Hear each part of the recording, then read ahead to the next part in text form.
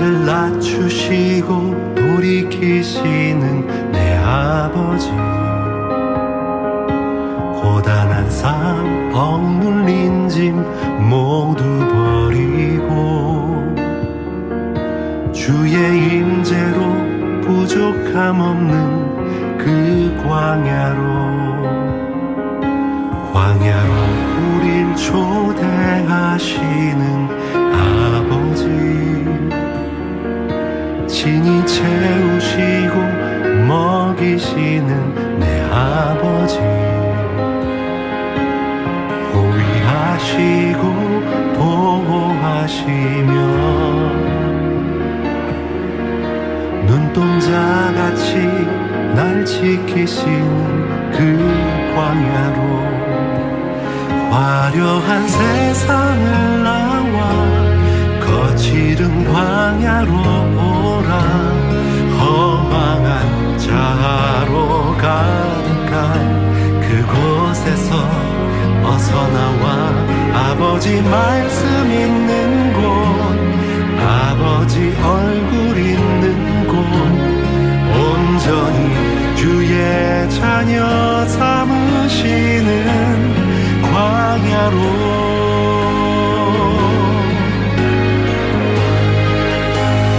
넓은 광야로 나오라. 내 사랑하는 주님 손잡고 자기 부인하고 십자가 지고 예수님 걸으셨던 광야로, 넓은 광야로 날아오르라. 주께서 주신 날개를 달고 날 양육하는 곳, 날 세우시는 곳, 나의 안식처 그 광야로.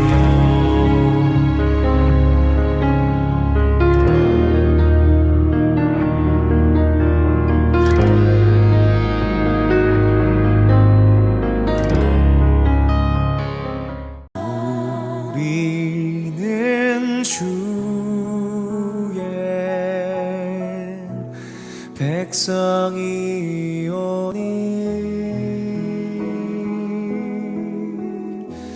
주의 그 큰 이름 선포합니다.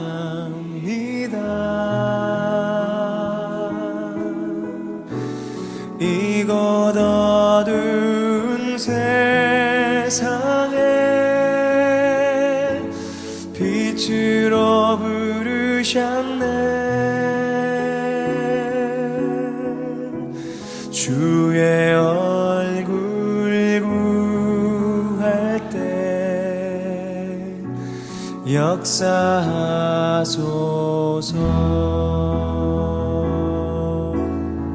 교회를 세우시고 교회를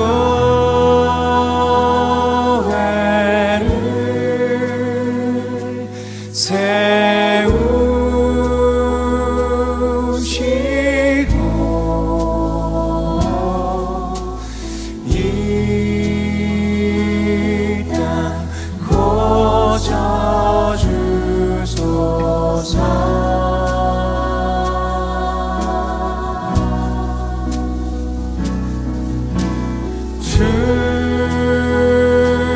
주님 나라 임하시고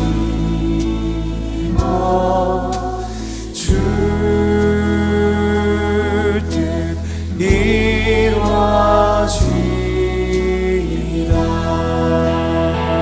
교회를 세우시고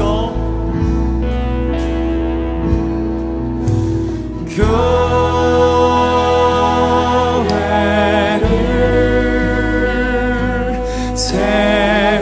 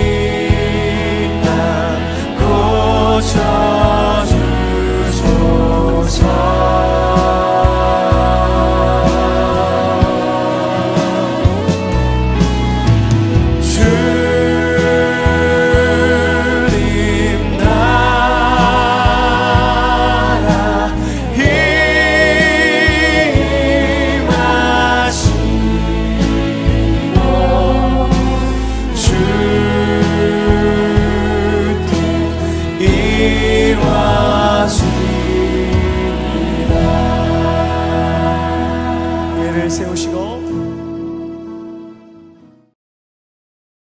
제33장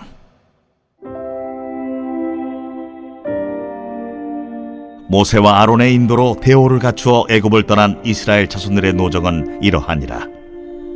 모세가 여호와의 명령대로 그 노정을 따라 그들이 행진한 것을 기록하였으니 그들이 행진한 대로의 노정은 이러하니라. 그들이 첫째 달 15째 날에 라암셋을 떠났으니 곧 유월절 다음 날이라. 이스라엘 자손이 애굽 모든 사람의 목전에서 큰 권능으로 나왔으니 애굽인은 여호와께서 그들 중에 치신 그 모든 장자를 장사하는 때라. 여호와께서 그들의 신들에게도 벌을 주셨더라.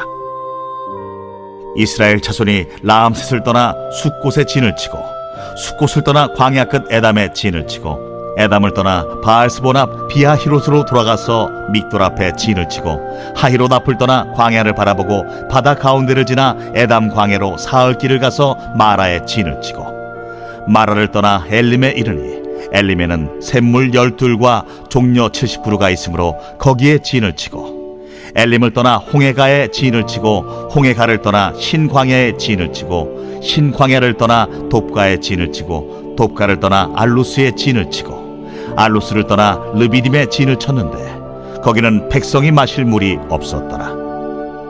르비딤을 떠나 시내 광야에 진을 치고 시내 광야를 떠나 기브롯 핫다와에 진을 치고 기브롯 핫다와를 떠나 하세롯에 진을 치고 하세롯을 떠나 린마에 진을 치고 린마를 떠나 림몬 베레스에 진을 치고 림몬 베레스를 떠나 림나에 진을 치고 림나를 떠나 리사에 진을 치고 리사를 떠나 그헬라다에 진을 치고 그헬라다를 떠나 세벨산에 진을 치고 세벨산을 떠나 하라다에 진을 치고 하라다를 떠나 막헬롯에 진을 치고 막헬롯을 떠나 다핫에 진을 치고 다핫을 떠나 데라에 진을 치고 데라를 떠나 밑가에 진을 치고 밑가를 떠나 하스모나에 진을 치고 하스모나를 떠나 모세롯에 진을 치고 모세롯을 떠나 브네야아간에 진을 치고 브네야아간을 떠나 호라깃갓에 진을 치고 호라깃갓을 떠나 욤바다에 진을 치고 욤바다를 떠나 아브로나에 진을 치고 아브로나를 떠나 에시온게벨에 진을 치고 에시온게벨을 떠나 신광야 곧 가데스에 진을 치고 가데스를 떠나 에돔 땅 변경의 호르산에 진을 쳤더라.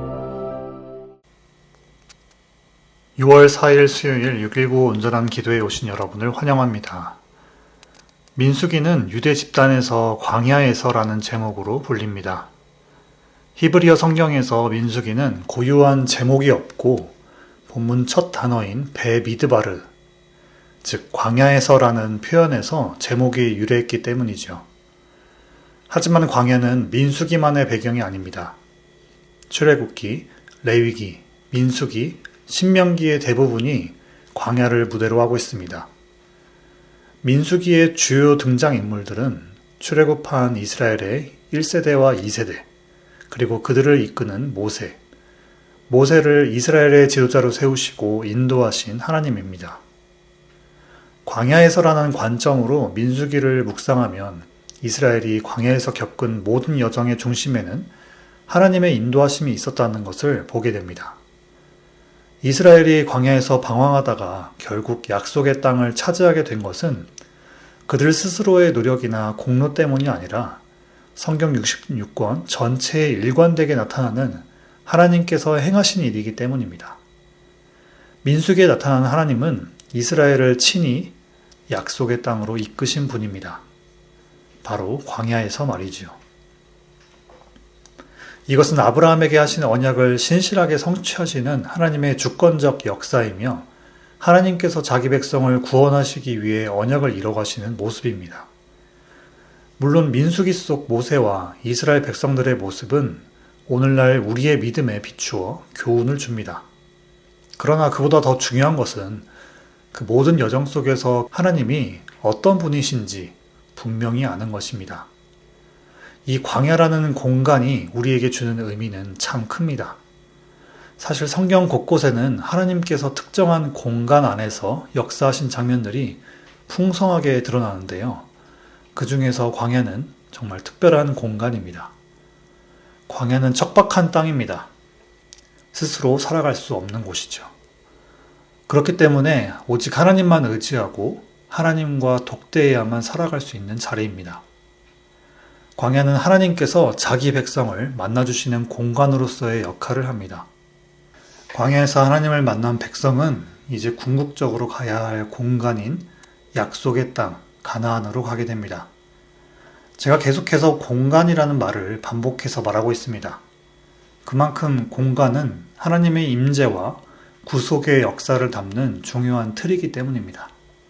그렇다면 민수기 33장에 언급된 42개의 그 모든 광야의 공간들은 우리에게 어떤 의미를 줄까요? 모세와 아론의 인도로 대오를 갖추어 애굽을 떠난 이스라엘 자손들의 노정은 이러하니라.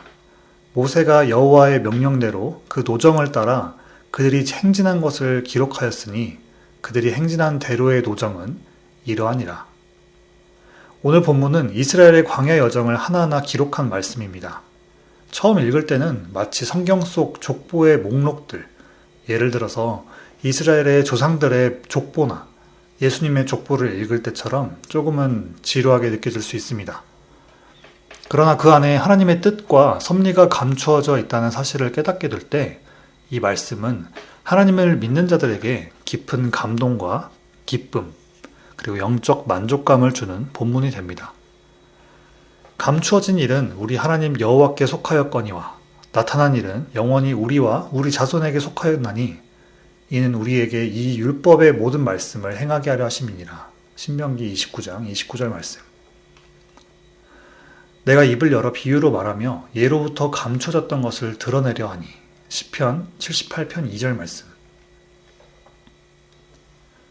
이 비밀은 만세와 만대로부터 감춰졌던 것인데 이제는 그의 성도들에게 나타났고 하나님이 그들로 하여금 이 비밀의 영광이 이방인 가운데 얼마나 풍성한지 알게 하려 하심이라. 이 비밀은 너희 안에 계신 그리스도시니 곧 영광의 소망이니라. 골로새서 1장 26절에서 27절 말씀. 하나님의 명령에 따라 믿음의 선조들을 통해서 기록된 모든 성경은 우리를 구원에 이르게 하며 하나님의 사람으로 온전하게 하고 모든 선한 일을 행할 능력을 갖추게 하는 하나님의 말씀입니다. 그래서 언뜻 보기에는 다소 지루하게 느껴질 수 있는 오늘 본문 역시 사실 하나님의 사람을 온전하게 세우는 은혜의 말씀입니다. 오늘 본문에 나오는 여정처럼 이 말씀 또한 하나님의 은혜와 신실하심을 명확하게 증거하고 있습니다. 그 사실을 알고 묵상한다면 이 본문을 통해 우리는 더욱 깊은 은혜와 깨달음을 누리게 될 것입니다. 본문 1절에서 이스라엘은 모세와 아론의 인도로 대오를 갖추었다고 합니다. 대오를 갖추었다는 표현이 조금 낯설게 느껴질 수 있는데요. 히브리어 원어로는 짜바라는 단어가 사용되었습니다. 이 단어는 본래 군대의 진영을 갖추다는 의미를 담고 있으며 성경에서는 하늘의 천군천사를 지칭할 때에도 사용됩니다. 이 표현을 통해 우리는 이스라엘이 단순히 이동한 것이 아니라 하나님의 백성으로서 질서 있게 준비된 공동체가 되었음을 엿볼 수 있습니다. 하나님의 약속의 땅을 향해 나아가기 위해서 하나님께서 직접 이끄시고 준비시키신 무리였다고도 생각해 볼 수 있습니다. 물론 그렇게까지 의미를 확대 해석하는 것이 다소 무리일 수 있겠지만 그 방향에서 묵상해 볼 여지는 분명히 있습니다. 본문 2절에서 모세가 하나님께 약속하신 땅인 가나안을 눈앞에 두고 하나님의 명령에 따라 이스라엘의 여정을 기록했다고 말합니다. 흥미로운 점은 민수기 전체에서 모세가 글을 썼다라고 유일하게 언급한 것은 오늘 본문이라는 점입니다. 이건 단순한 기록이 아니라 이스라엘의 노정을 통해서 하나님께서 말하시고자 하는 의도를 발견해 볼 수 있는 중요한 본문인 것입니다. 이 말씀은 앞서 1절에서 추측해 본 하나님의 백성이 되기 위한 과정이 광야여야 했다는 것을 다시금 상기시켜 줍니다. 이스라엘은 출애굽한 첫째 달 15째 날 6월절 다음에 큰 권능으로 라암셋을 떠나게 됩니다. 애굽의 모든 신들에게 하나님께서 벌을 주시고 애굽의 모든 장자들을 쳤던 그 날인 6월절에 이스라엘은 애굽을 떠나게 됩니다. 이스라엘의 광야 여정의 첫 시작은 당연히 애굽입니다. 왜냐하면 이스라엘이 애굽에서 종살이하고 있었기 때문입니다. 출애굽 사건은 하나님께서 자기 백성을 건지신 사건입니다. 즉 죄의 종이 된 상태를 상징하는 애굽에서 하나님께서 이스라엘을 구원하신 구속의 역사입니다. 그리고 궁극적으로 출애굽 사건은 모든 인류를 죄에서 속량하신 예수 그리스도의 구속 사역을 예표합니다.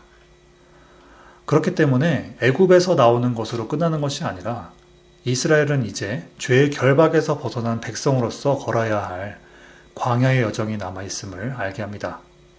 이는 마치 십자가로 구원받은 성도가 이 땅을 살아가는 과정을 보여주는 그림이기도 합니다. 구약학자들은 출애굽한 이스라엘의 광야 노정을 크게 세 가지로 나누어 설명하는데요. 첫 번째 구간은 라암셋에서 시내 광야까지의 12개의 진영지입니다. 이스라엘은 이동할 때마다 머물며 진을 쳤고 그 최종 도착지가 바로 시내 광야입니다. 하나님은 시내 광야에서 이스라엘과 언약을 맺으셨습니다. 그리고 율법과 하나님의 임재를 상징하는 성막을 주셨습니다. 즉 출애굽 이후에 광야에서의 첫 번째 노정은 하나님의 언약과 임재의 선포였습니다. 두 번째 구간은 시내 광야에서 가데스 바네아까지 총 21개의 진영지입니다. 이 여정 중에서 이스라엘은 하나님의 율법과 성막을 받은 백성으로서 광야를 지나며 각 지점에서 진을 치고 머물렀습니다. 이 구간의 마지막 지점인 가데스 바네아는 매우 중요한 전환점이 됩니다. 바로 이곳에서 12정탐꾼 사건과 그에 따른 불순종이 있었고 그 결과 출애굽 1세대는 약속의 땅에 들어가지 못하고 광야에서 모두 죽게 됩니다. 이제 광야 여정의 주체는 출애굽 2세대, 즉 다음 세대로 구성된 새로운 이스라엘 백성으로 넘어가게 됩니다. 마지막으로 오늘 본문에는 포함되지 않았지만 민수기 33장 37절부터 49절까지의 내용에는 호르산에서 모압 평지까지 이어지는 9곳의 진영지가 기록되어 있습니다.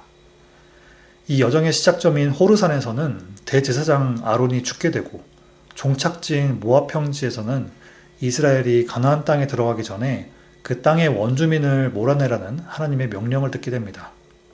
결과적으로 민수기 33장 1절부터 49절까지 모세가 기록한 이스라엘의 전체 노정은 총 42곳입니다. 이 중에서 17곳은 성경에 별도의 사건이나 설명 없이 이름만 언급되어 있습니다. 이것은 성경이 모든 역사적 상황을 빠짐없이 기록하기보다는 하나님의 구속사적 관점에서 요약하고 선택적으로 기록했다는 점을 고려할 때 충분히 이해할 수 있습니다. 이스라엘은 약속의 땅에 들어가기 전까지 40년 동안 광야에서 42곳에 진을 쳤습니다. 하나님께서 이스라엘에게 광야의 오랜 기간과 많은 노정을 인도하신 이유는 다음과도 같습니다. 하나님은 광야에서 하나님의 인도하심과 백성을 향한 언약의 성실함을 증거하는 신앙의 여정을 보여주시기 위함이었습니다. 그리고 두 번째는 가나안 땅의 죄악이 가득 차지 않았기 때문입니다. 창세기 15장에서 하나님은 아브라함과 맺으신 횃불 언약에서 다음과 같이 말씀하셨습니다. 내 자손은 4대 만에 이 땅으로 돌아오리니 이는 아모리 족속의 죄악이 아직 가득 차지 아니함이라 하시더니 창세기 15장 16절 말씀. 그리고 모세는 신명기 9장 4절 5절에서 다음과 같이 기록했습니다. 내 하나님 여호와께서 그들을 내 앞에서 쫓아내신 후에 내가 심중에 이르기를 내 공의로움으로 말미암아 여호와께서 나를 이 땅으로 인도하여 들여서 그것을 차지하게 하셨다 하지 말라. 이 민족들이 악함으로 말미암아 여호와께서 그들을 내 앞에서 쫓아내심이니라.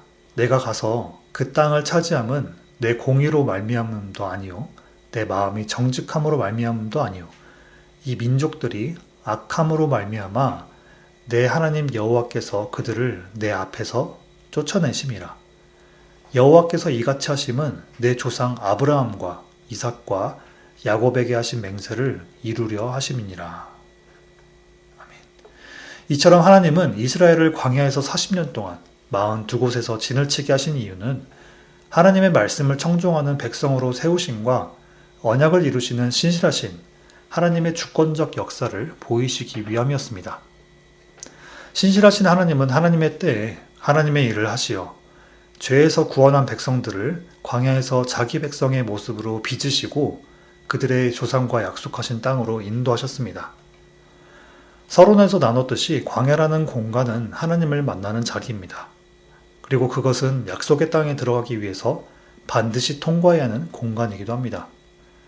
이스라엘은 42곳의 장소에 장막을 치며 이동했지만 오늘날 우리는 그 지점들의 정확한 고고학적 위치를 확증할 수 있는 자료를 거의 찾을 수 없습니다. 이 사실은 우리에게 한 가지 중요한 진리를 다시금 일깨워 줍니다. 이 땅의 모든 공간은 영원하지 않다는 것입니다. 그럼에도 불구하고 하나님은 이스라엘의 여정을 사람들의 기억이라는 공간에 먼저 새기시고 구전과 기록을 통해서 전하게 하셨습니다. 그리고 문자로 기록된 성경이라는 공간 안에 이스라엘의 광야 여정을 남기심으로써 믿음의 후대인 우리에게까지 그 이야기를 전해주셨습니다. 하나님께서 우리 모두에게 분명히 알려주시고자 하는 것은 이것입니다. 우리 인생의 여정 속에서 어느 공간, 어떤 장소에 있든지 하나님은 우리와 함께 하신다는 확신입니다. 그 확신, 그리고 그 믿음이 주어질 때 우리는 이 땅의 모든 것이 영원하지 않다는 진실을 깨닫게 됩니다. 그래서 하나님은 믿는 자들에게 영원한 생명과 하늘의 소망을 주시는 것입니다. 그렇다면 이스라엘이 경험한 광야의 42곳, 이 광야의 공간들은 오늘 우리에게 어떻게 적용될 수 있을까요? 그 공간은 단지 지리적인 장소만을 의미하지 않습니다. 오늘 우리에게 적용되는 광야의 공간은 바로 우리의 생각이 머무는 곳, 우리의 마음이 머무는 곳, 사람과 사람 사이의 관계가 형성되는 자리, 그리고 하나님과 우리가 머무는 모든 자리입니다. 하나님은 바로 그 공간에서 오늘도 우리를 만나주십니다. 그렇다면 이 광야 같은 인생의 여정 속에서 우리는 어떻게 믿음을 잃지 않고 인내하면서 소망을 붙들 수 있을까요? 그것은 바로 과거와 현재, 미래라는 각 시제들을 통해서 하나님을 만나는 것입니다. 더 구체적으로는 하나님께서 주신 절기를 통해서 그 지혜를 얻을 수 있습니다. 생명의 삶, 경건의 삶, 제자의 삶을 빨리 마치시고 광야학교 수강 신청하시기 바랍니다. 먼저 과거를 돌아볼 때 우리 삶 가운데 역사하신 하나님을 기억하게 합니다. 이 기억은 하나님을 믿는 믿음과 신뢰의 근거가 됩니다. 그리고 이 믿음은 우리가 현재의 어려움을 극복해낼 수 있는 힘이 되며 감사와 기쁨으로 살아가게 합니다. 더 나아가서 미래를 바라보며 하나님의 나라가 나의 삶에 이루어질 것을 소망하게 합니다. 이처럼 하나님께서 기록하게 하신 이스라엘의 광야 여정은 우리가 하나님이 우리와 함께 하신다는 확신과 하나님의 언약과 주권적인 인도하심을 신뢰하게 하는 믿음과 소망의 기록입니다. 말씀을 마무리하려 합니다. 민수기를 통해서 우리는 출애굽한 이스라엘의 모든 여정 속에 신실하신 하나님, 내가 너희와 함께하리라 하는 약속을 지키시는 하나님을 보게 됩니다. 오늘 우리가 살아가는 이 시대도 여러 변화와 도전 속에 놓여 있습니다. 세상의 흐름은 우리의 마음을 기쁘게 하기도 하고 때로는 낙심하기도 합니다. 그러나 성도는 어떤 상황에서도 하나님께서 함께 하신다는 믿음과 앞으로도 함께 하시리라는 소망 가운데 살아야 합니다. 기쁠 때든 힘들 때든 우리는 각자에게 주어진 광야라는 공간 안에서 하나님의 섭리를 발견하고자 노력해야 하며 그리스도인으로서 각자의 자리에서 주신 은혜에 감사하고 책임 있게 살아가야 합니다. 그것이 가정과 교회, 이웃과 사회 속에서 하나님의 나라를 드러내는 길입니다. 사랑하는 성도 여러분, 진정한 기쁨은 오직 예수 그리스도 안에 있습니다. 참된 평안과 안전함도 그분 안에 있습니다. 예수님만이 깨어진 세상을 회복하실 수 있습니다. 우리가 그 은혜를 깊이 사모하며 예수님의 가르침대로 살아갈 때 하나님께서는 우리의 모든 여정 속에 동행하시며 약속하신 나라와 유업으로 우리를 인도하실 것입니다. 오늘 하루도 동행하시는 하나님을 기억하고 감사하며 그리스도인으로서 합당한 삶을 살아나시기를 축복합니다. 오늘 들은 말씀 붙들고 같이 기도하시겠습니다. 지난날 함께 하신 하나님을 기억하고 하나님을 신뢰함을 회복하게 해달라고, 오늘 주어진 상황 속에서 구원의 기쁨과 하나님 나라를 누리게 해달라고, 내 안에 그리고 모든 관계와 상황 속에 임하실 하나님 나라를 소망하게 해달라고 들은 말씀 붙들고 같이 기도하시겠습니다.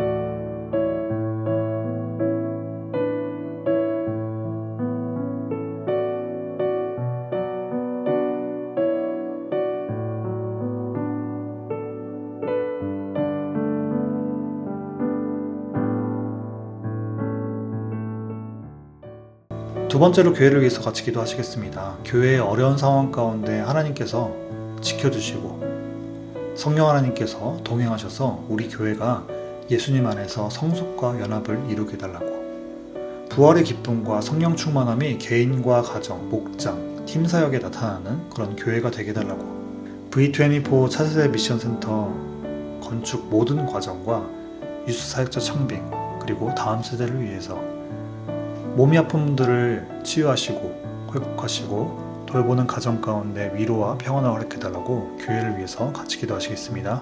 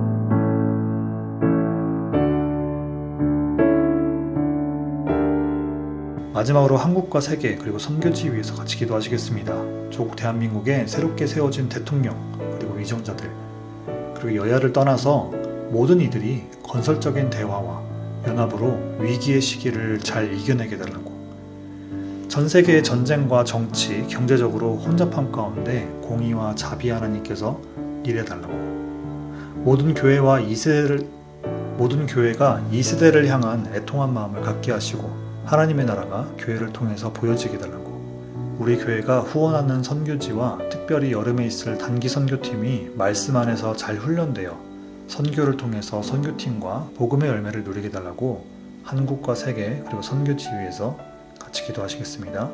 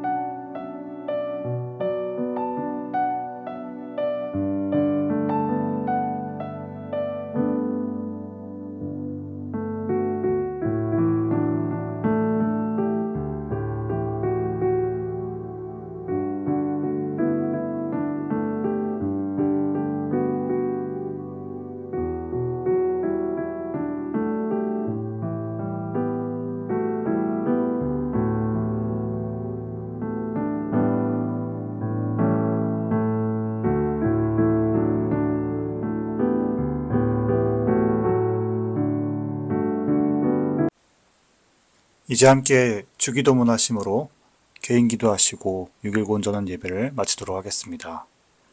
하늘에 계신 우리 아버지여, 이름이 거룩히 여김을 받으시오며 나라가 임하시오며 뜻이 하늘에서 이루어진 것 같이 땅에서도 이루어지이다. 오늘 우리에게 일용할 양식을 주시옵고 우리가 우리에게 죄 지은 자를 사하여 준 것 같이 우리의 죄를 사하여 주시옵고 우리를 시험에 들게 하지 마시옵고 다만 악에서 구하시옵소서. 나라와 권세와 영광이 아버지께 영원히 있사옵나이다. 아멘.